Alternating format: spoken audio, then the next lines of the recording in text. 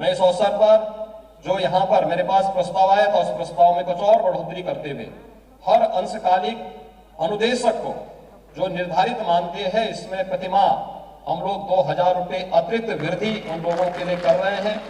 रसोइयों के मानदेय को 1000 से 1500 रुपए करने का कार्य भी हमारी सरकार ने 2019 में किया, 18 में किया और 19 से इसको लागू भी कर दिया गया।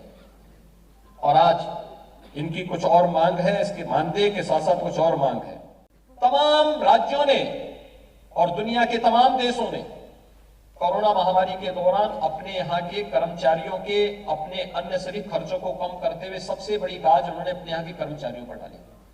तमाम राज्यों के नाम आपके पास होंगे जिन राज्यों ने अपने यहाँ कर्मचारियों के मानदेय और वेतन में भारी कटौती की, 30-30% तक कटौती की।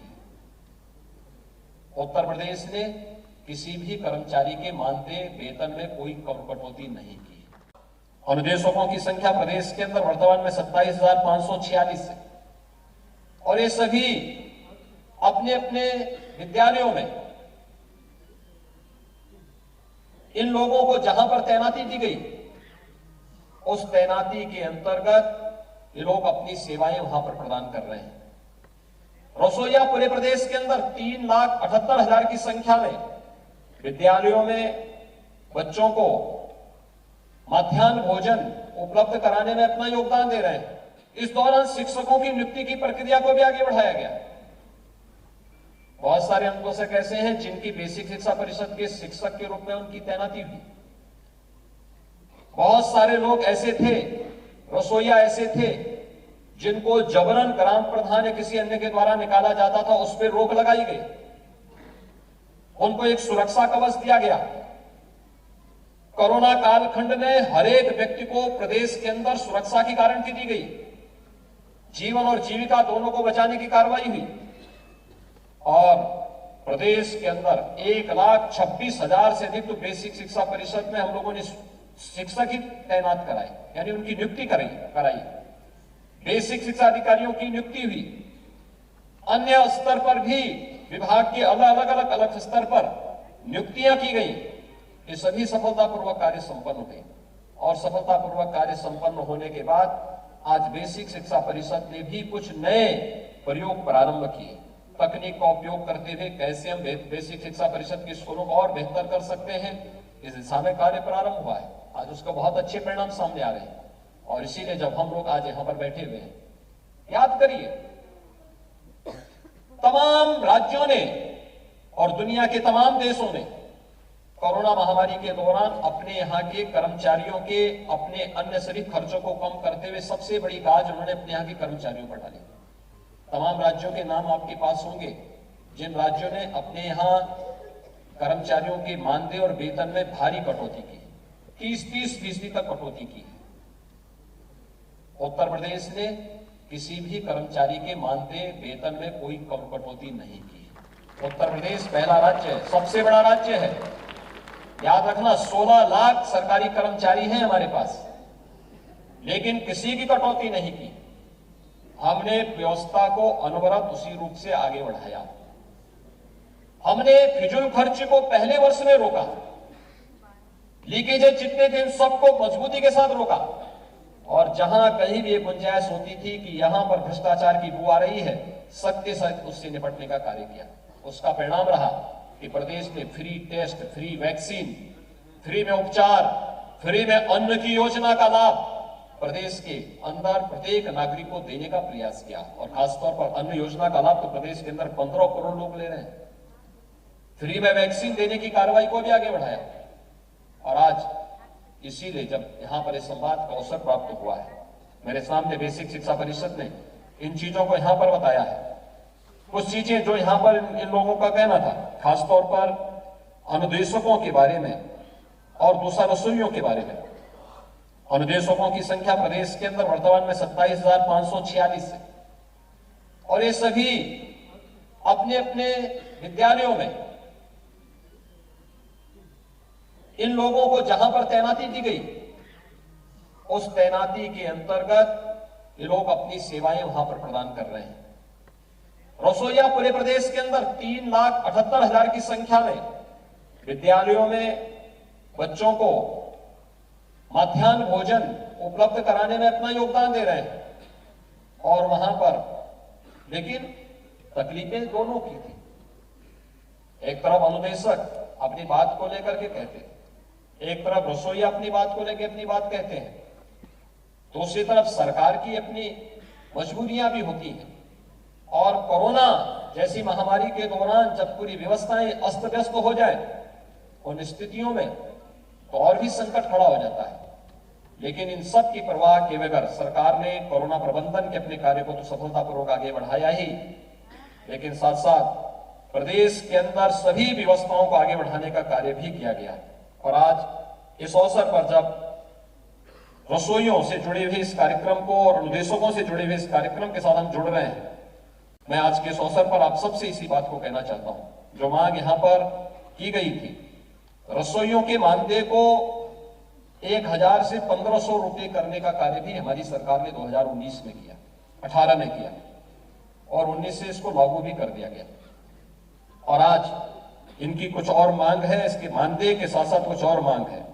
इसलिए आज के इस अवसर पर हम लोग कुछ कार्य यहां पर करना चाहते हैं। खासतौर पर एक तो आंगनबाड़ी की तर्ज पर इन लोगों ने ड्रेस की मांग की है और मैं आज कहना चाहता हूं कि इनको रसोईया जितने भी हैं उनको वर्ष में 2 साड़ी बेसिक शिक्षा परिषद की तरफ से इनको उपलब्ध करवाएंगे। एप्रन और हेड कैप का पैसा सीधे रसोइयों के खाते में देने की व्यवस्था परिषद करेगा। रसोइयों से हर एक रसोईया का खाता खुलवाएंगे। हर एक रसोइये को प्रयास होना चाहिए कि हर एक रसोईया को हम लोग 5 लाख रुपए की स्वास्थ्य बीमा के कवर के साथ भी जोड़ें, जिससे उनको यह सुविधा उपलब्ध हो सके। और उसमें मुख्यमंत्री जन आरोग्य योजना या फिर प्रधानमंत्री आयुष्मान भारत की योजना के साथ जोड़ने की इस कार्रवाई के साथ इनका रजिस्ट्रेशन होना चाहिए, वहां इनका लाभ मिलना चाहिए। नवीनीकरण के समय स्कूल में पाले के पढ़ने की बाध्यता के बारे में अक्सर होता था और दूसरा मनमानापन निकालने की व्यवस्था। गंभीर शिकायत है तो वहां पर एक टीम बना करके उसकी जांच होनी चाहिए, जांच के बाद आप अनुशासनात्मक कार्रवाई करें, लेकिन मनमानेपन तरीके से नहीं होना चाहिए, अन्यायपूर्ण तरीके से नहीं होना चाहिए। और इसलिए इसके बारे में विभाग एक बार व्यवस्था कर लें कि विद्यालय में इन चीजों की बाध्यता, भाई कोई गरीब महिला किसी विद्यालय में अगर रसोई बनाने का काम कर रही है, उसकी मजबूरी है, उसके घर की व्यवस्था उसी से संचालित भी होती है, इसलिए मनमानापन हटाने की व्यवस्था बंद होनी चाहिए। पाले की बाध्यता की व्यवस्था के बारे में भी विचार करते हुए किया जाना चाहिए कि यह व्यवस्था न हो। अगर कोई अच्छा कार्य कर रहा है तो वह बच्चों के साथ उसका एक आत्मीय संवाद होता है, उस आत्मीय संवाद को बनाए रखने के लिए उसकी सेवा को हम लोग आगे बढ़ाने की कार्रवाई करें। इन 2 प्रकार की बाध्यताओं को समाप्त करें और प्रतिमाह 500 रुपए अतिरिक्त मानदेय इनको बढ़ाने की कार्रवाई आज यहां पर की जा रही है। मैं इस अवसर पर सभी रसोइयों को इस सुविधा के लिए हृदय से बधाई देता हूं, आप सबको अपनी शुभकामनाएं देता हूं। यहां पर हमारे पास अंशकालिक अनुदेशक है। अनुदेशकों को अब तक हम लोग 7,000 रुपए प्रति माह यहां पर देते रहे हैं।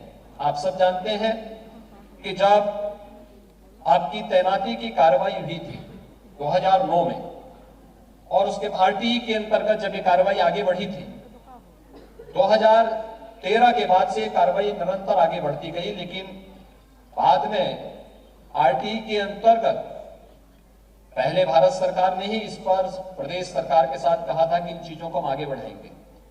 वह व्यवस्था वहां पर एक प्रकार से खंडित सी हो गई।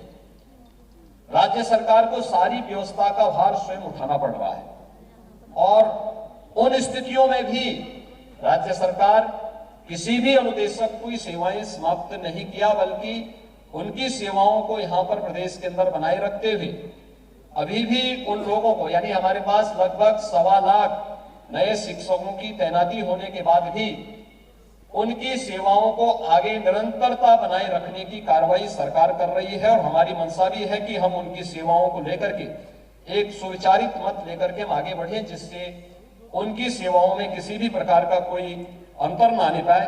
और आज के इस अवसर पर जब यहाँ पर काफी बड़ी संख्या में यहाँ पर अनुदेशक हैं और प्रदेश के अलग अलग जनपदों में भी अनुदेशक वहां पर इकट्ठे हुए हैं, मैं इस अवसर पर जो यहाँ पर मेरे पास प्रस्ताव आया था उस प्रस्ताव में कुछ और बढ़ोतरी करते हुए हर अंशकालिक अनुदेशक को जो निर्धारित मानदेय है इसमें प्रतिमाह हम लोग 2000 रुपए अतिरिक्त वृद्धि उन लोगों के लिए कर रहे हैं, जिससे उनके मानदेय को हम एक सम्मानजनक स्थिति में आगे बढ़ाने का कार्य कर पाएंगे।